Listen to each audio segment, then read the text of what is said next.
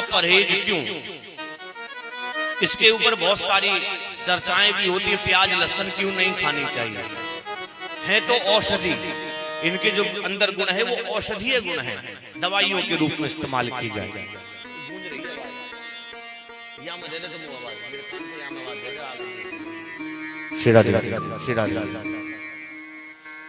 दवाइयों के रूप में इसका इस्तेमाल है। अब इसके अंदर अवगुण क्या है, इसके अंदर अवगुण ये है, इसका जो तासीर है वो तामसी है। हमारे यहाँ 3 तत्व हैं, सत्व रज और तम। सत्व में क्या है, सात्विक भोजन, जिसमें ना ज्यादा तला भुना हो, ना ज्यादा नमक मिर्च हो, सादा सरल भोजन, वो सात्विक भोजन। जिसमें बादी हो वो रज,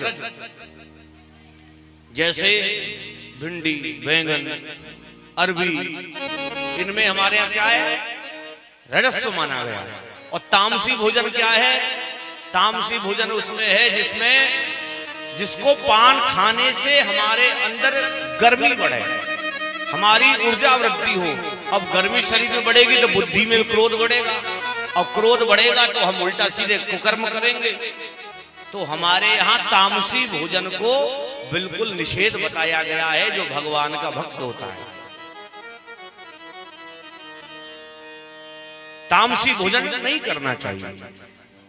और जो देख लो आप, जो लोग मांसाहारी हैं, हालांकि लोग मांसाहारी वाले उदाहरण देते हैं, अरे महाराज दुनिया में इतने सब हो जाएंगे तो भीड़ बढ़ जाएगी, ऐसा हो जाएगा।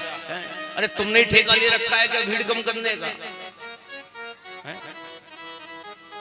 दूसरे के शरीर में, मानो मेरे शरीर में कोई दुनिया भर की बीमारी है और कोई मुझे काट के खा जाए तो फिर क्या होगा? मेरे शरीर की बीमारी उसके शरीर में अपने आप चली जाएंगी। उसी तरह पशुओं के शरीर में हम लोगों से ज्यादा बीमारियां होती हैं।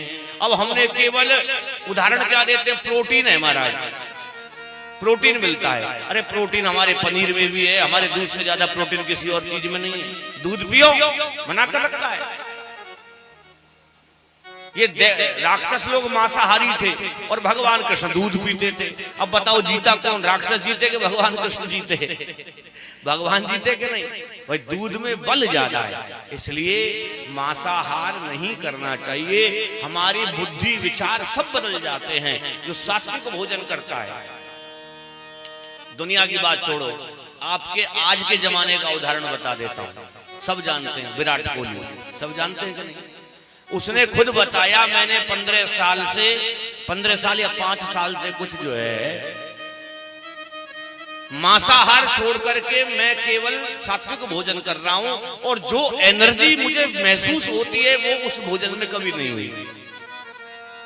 तो हमारे यहाँ सात्विक भोजन में बड़ी महत्वता है। तो जो भगवान का प्रसाद लगाया जाए उसको ग्रहण करने में दोष नहीं होता है। आप अपने घर में कोई वस्तु लाओ, स्वर्ण लाओ, वस्त्र लाओ, आभूषण लाओ, फल लाओ, जो कुछ भी लाओ, पहले भगवान को सौंप दो कि तुम्हें निवेदित भोजन करही, प्रभु प्रसाद भूषण पट धरहि। तुम ही निवेदित भोजन करहि।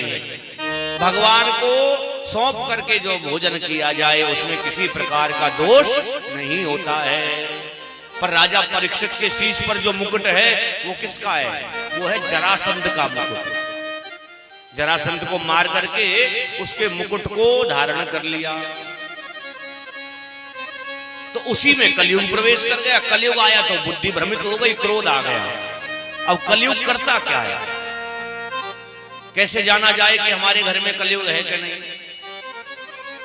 आप जब अपने से बड़ों से सम्मान की कामना करने लगो, आप अपने माता पिता से सम्मान चाहने लगो।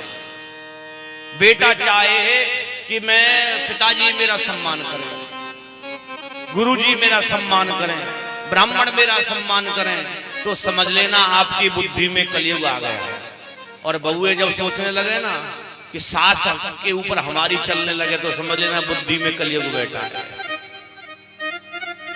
हालांकि ये संबंध ऐसा है ये दुनिया में इसका समाधान किसी के पास नहीं है। दुनिया में इस संबंध का समाधान किसी के पास नहीं। एक महात्मा जी कथा कर रहे थे, बोले सास किसे कहते हैं? सास किसे कहते हैं? जो बहू को सांस भी नहीं लेने दे उसे सास कहते हैं।